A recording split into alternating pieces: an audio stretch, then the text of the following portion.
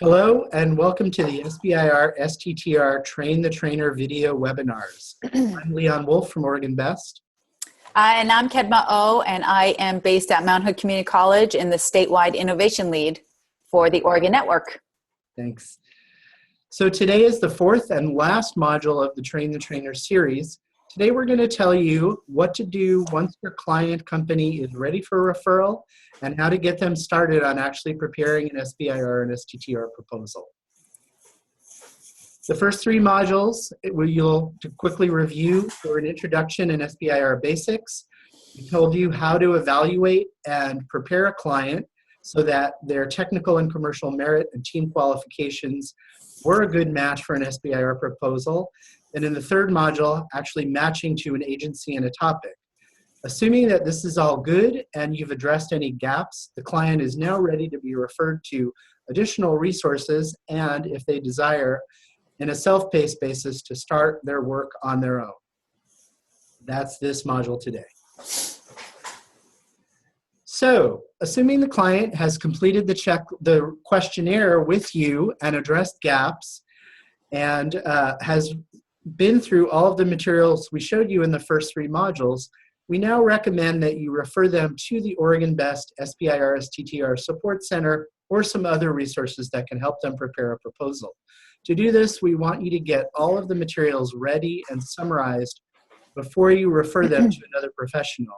The first thing would be the completed questionnaire with any gaps highlighted and, if they've been addressed, how they were addressed.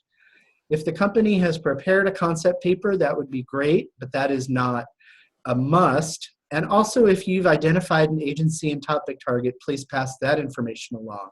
Finally, any private notes or comments from you, the professional counselor, to the referring entity would be great.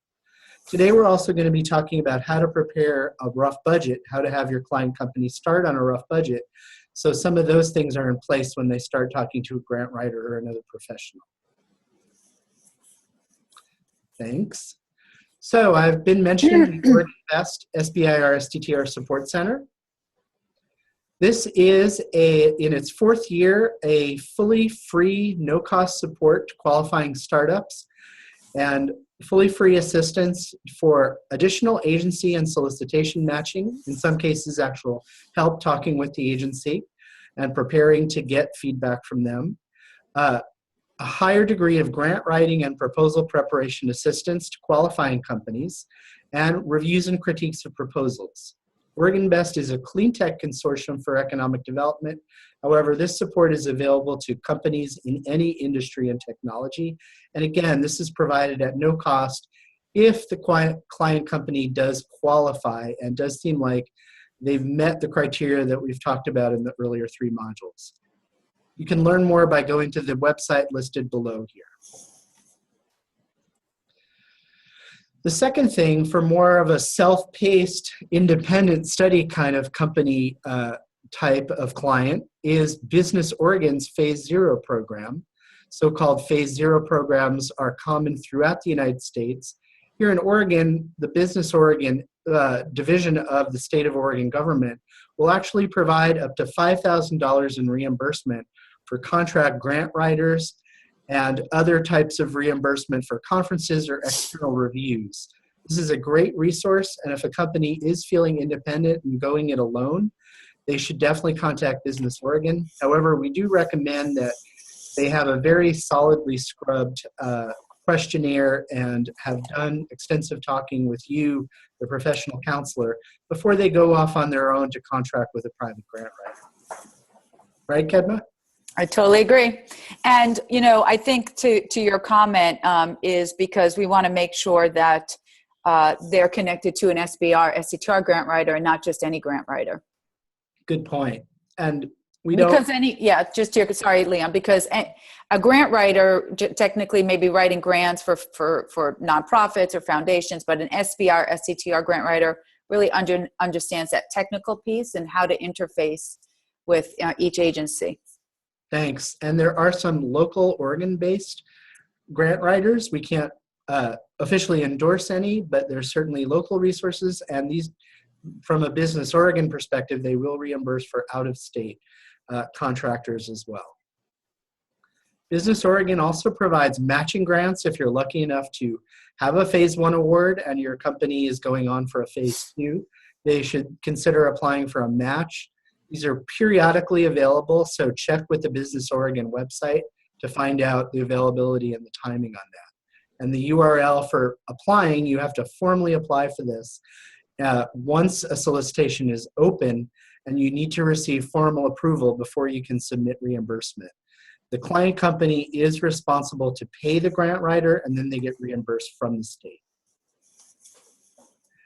And finally, for those of you professional counselors not with the SBDCs, you should definitely consider getting some support from your local SBDC in Oregon. These are based at 20 centers throughout the state, based out of a regional community college or a university.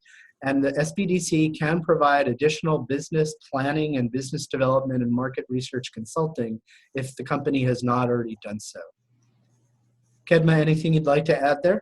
No, I mean, I think that because this is really designed for the SBDC counselors, is to realize that in your own center, you may not have an SBIR, STTR certified individual yet. You may be the first one, but it's to say that even if you become certified, it can still open up for other counselors in your center to also get certified. Good point. Yeah, we appreciate any word of mouth there. All right, so this is all now geared towards, everything we said so far is geared towards getting the client ready for referral, and you may feel like at this point you're going to bow out and wish the client company good luck. However, some of your clients may be so gung-ho to start or have some questions on what to expect next, and that's what the following material, the slides subsequent to this, are about. So what the company can expect, they should really start thinking about creating a schedule. We'll tell you some registrations they should start on, what their strategy for researching background material and creating content should be, and then how to prepare a rough budget. So we'll start. You should definitely coach your client as you're sending them off for a referral to expect to spend over a period of 10 weeks to 12 weeks, a significant chunk of time, possibly 50 to 100 person hours, not necessarily all with one person, but throughout their team. And this is definitely something they want to schedule and do careful time management for. Some long lead time items that can't be done at the last minute are getting agreements in place with a university, getting IP agreements in place, possibly with the same university, setting up other strategic partnerships like with vendors or go-to-market partners, pulling letters of support from those partners or others, and doing a lot of the fundamental research and background on their technology if they haven't already done so. Can we get a clarifying question here? Because what most counselors are going to see when they look at that is they want to understand when you say, just from your own opinion, how many hours will the counselor actually be working with the client before they get sent to you? Well, Kedma, at this point, in theory, the client and the counselor have only spent about 4 or 5 hours together to go over the questionnaire, to get some PIR basics, and then to have essentially the meeting that is part of this module is to prepare them for a referral. Got it. If the SBIR, STTR evaluator, if the economic development professional watching this video wishes to stay involved, they certainly have that option, but it's going to be diving deeper into a lot of the SBIR, STTR, and agency specifics. So unless there's something very specific on business planning, market research, or anything else that the client and the counselor feel comfortable doing, no further time is expected. However, from this point forward, the client company should expect to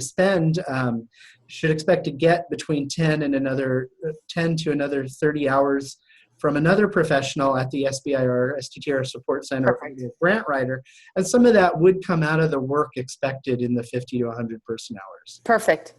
And typically for you, I think you've mentioned from beginning to end, you've worked upwards of 50 hours on one client? Certainly, but I'm not the subject matter expert, so the client definitely has to pitch in. Got it. But that is a good ballpark. Thank you.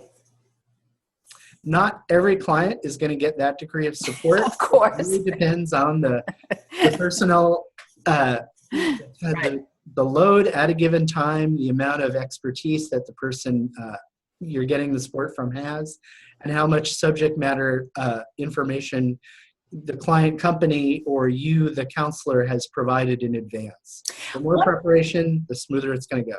One comment, just because Oregon Best has supported the fast track for a couple of years, have you seen a direct correlation with the amount of hours that they're receiving in terms of grant preparation, grant writing, and the success of winning a grant? Well, we definitely believe that, and our track record is close to double the national average, if not higher, depending on how you filter the clients and how much support they receive. Certainly, preparing a polished proposal, addressing gaps, and making sure you meet all the guidelines are things that the Oregon Best and myself personally can provide through the support center. Yep. However, going back to the previous modules, Kedma, there's technical merit, there's commercial merit. Yep. You just can't dress up an idea that's not great. So right. Companies need to make sure that they've done their due diligence and there is a good market and a solid technical foundation for what they're doing. Understood. Good question, though.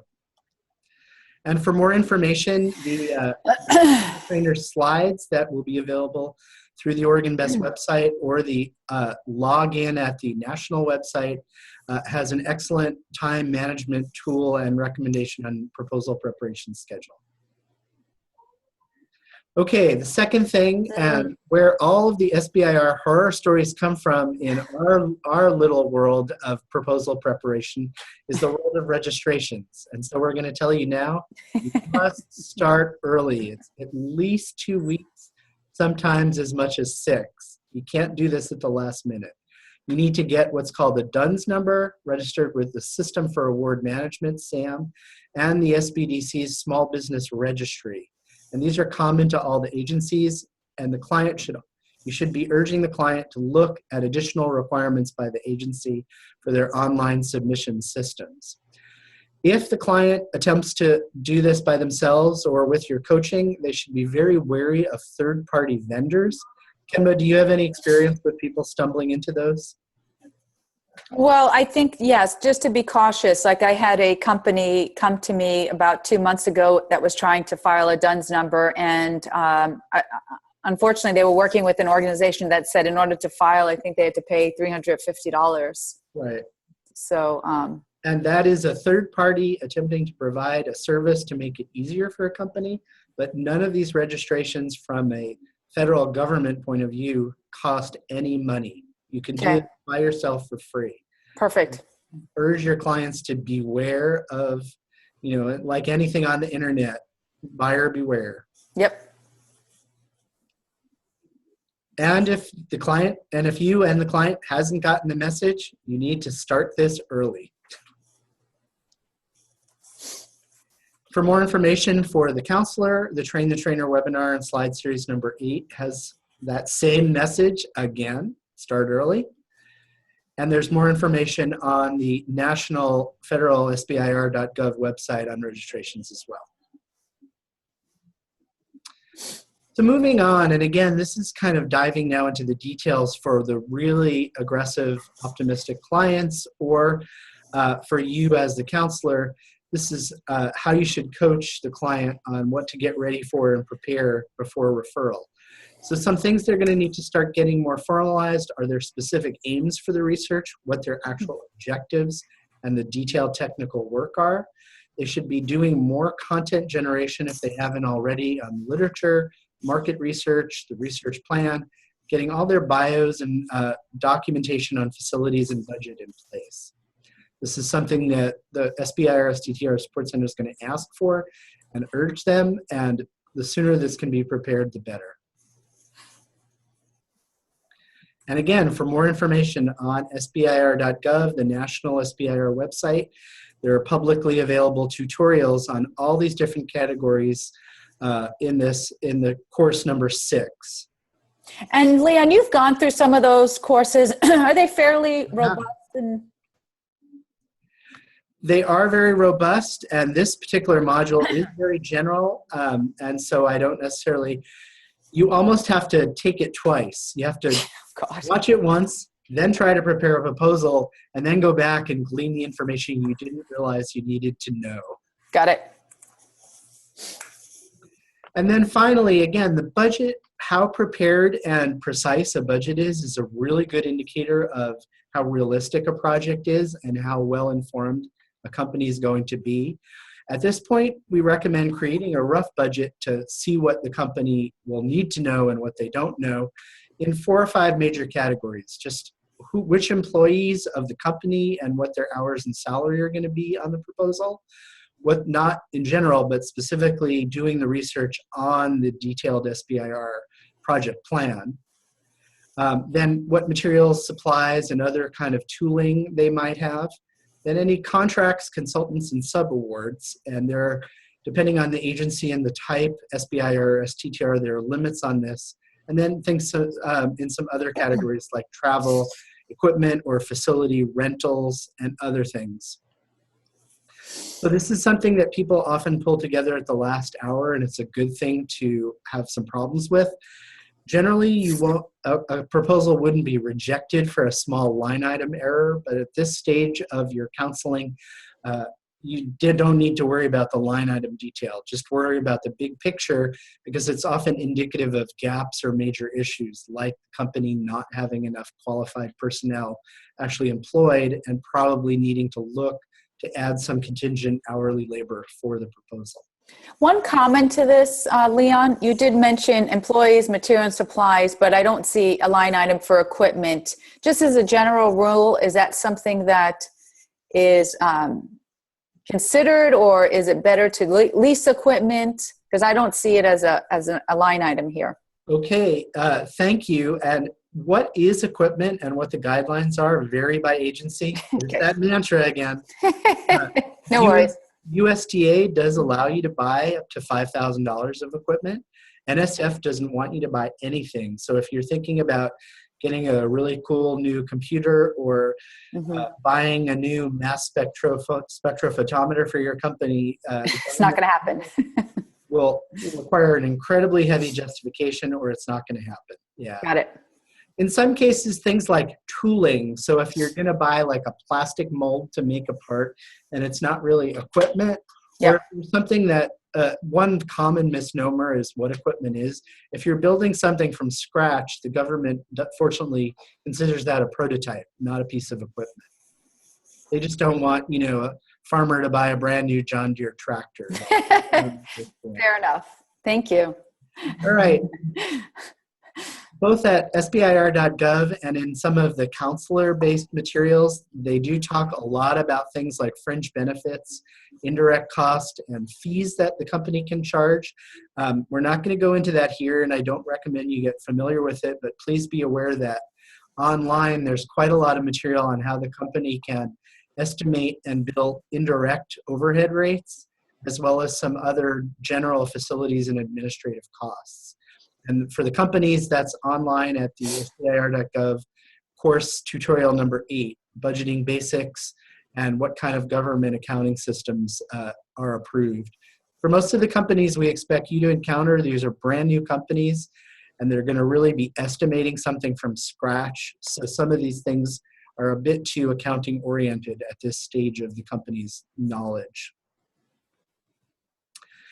So we do recommend that the company use an Excel template, either provided when the company is referred to the SBIR STTR Support Center. In some cases, the agencies actually will have this online, but there are a lot of different ones, so make sure you're following the guidelines in the solicitation before you just get a blank Excel template off the web somewhere.